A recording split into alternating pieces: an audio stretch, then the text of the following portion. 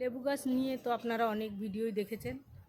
তো আমি আমার অভিজ্ঞতা থেকে বলছি, আমার কিছু লেবু গাছ আছে। এই যে এখানে দেখতে পাচ্ছেন, এটা পাতি লেবু গাছ, এটাও পাতি লেবু। এখানে আছে এটা একটা গন্ধরাজ লেবু গাছ। তো এই গন্ধরাজ লেবু গাছ একটা ছোটো টবে রয়েছে, বিশেষ বড় টব নয়। তবে এই লেবু গাছে খুব বেশি লেবু হতো না। তো এবার আমি যে প্রসেস করেছি তাতে আমার প্রত্যেকটা গাছে অনেক লেবু হয়েছে। মালটা গাছ সেটা 3-4 বছরের লাগানো, একটা গত বছর লাগিয়েছি। তো এই গাছগুলোয় ফুল হতো, কিন্তু ফুল ঝরে যেত, 2-4টে হয়তো হতো। কিন্তু আমি এই জিনিসটা প্রয়োগ করার পরে এবার আমার সত্যি অনেক লেবু গাছে আছে। তো চলুন দেখি আগে কেমন ফুল হলো, কেমন লেবু আপাতত আছে, তারপরে বলছি আমি কি প্রয়োগ করেছি।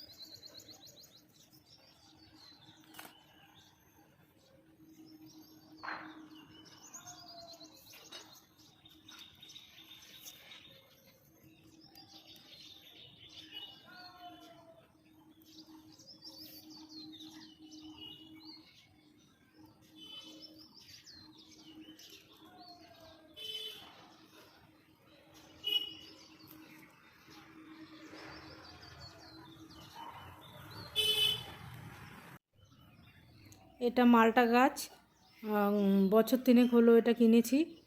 তো প্রথম বছর কেনার পরে 4টে মালটা হয়েছিল, তারপরে বছর প্রচুর ফুল এসেছিলো, একটা মালটাও আমি রাখতে পারিনি। তো অ্যাগ্রোমিন গোল্ড আরও নানান প্রকার করে দেখেছিলাম, কিন্তু একটাও মালটা থাকেনি। তো এবছর আমি এটা প্রয়োগ করে দেখলাম, এখানে 20-25টা মালটা আছে। আর তো আছে এখনও, বেশ বড় গুটি হয়েছে। আশা করি 20-25টার ভেতর অন্তত 20টা থাকবে। আর এটা গত বছরের কিনেছি মালটা, তো এটার মধ্যেও 8-10টা মালটা রয়েছে।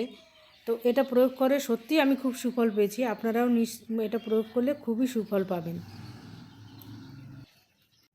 তো এই যে এটা দেখতে পাচ্ছেন, এটা বুস্টার 2, এটা আমি প্রয়োগ করেছি। তো এটা প্রয়োগ করার নিয়মটা একটু ভালো করে শুনে নিন। এটা প্রয়োগ করতে হবে যখন গাছে ফুল এসে সবে ফুটতে শুরু করবে, সেই সময় এটা প্রয়োগ করতে হবে। স্প্রে করতে হবে প্রতি 10 ফোঁটা 1 লিটার জলে। আর দেওয়ার আগে গাছের গোড়াটা ভালো করে ভিজিয়ে নিতে হবে। এইভাবে প্রতি 10 দিন অন্তর এটা দিতে হবে। আর এই সময় গাছে কোনো কীটনাশক দেওয়া যাবে না, কোনো খাবারও দেওয়া যাবে না। আর গাছের গোড়াটা হালকা ময়েশ্চার থাকবে, খুব বেশি জলও না, খুব শুকনোও না। এই অবস্থায় এইভাবে 3 বার দিলে গাছে অন্তত 80% লেবু থেকে যাবে। এটা বুস্টার 2, ভালো করে দেখে নিন। এইভাবে আমি লেবু গাছে দিয়ে আমি খুব উপকার পেয়েছি। তাই আপনারাও এটা দিলে আশা করি উপকার পাবেন।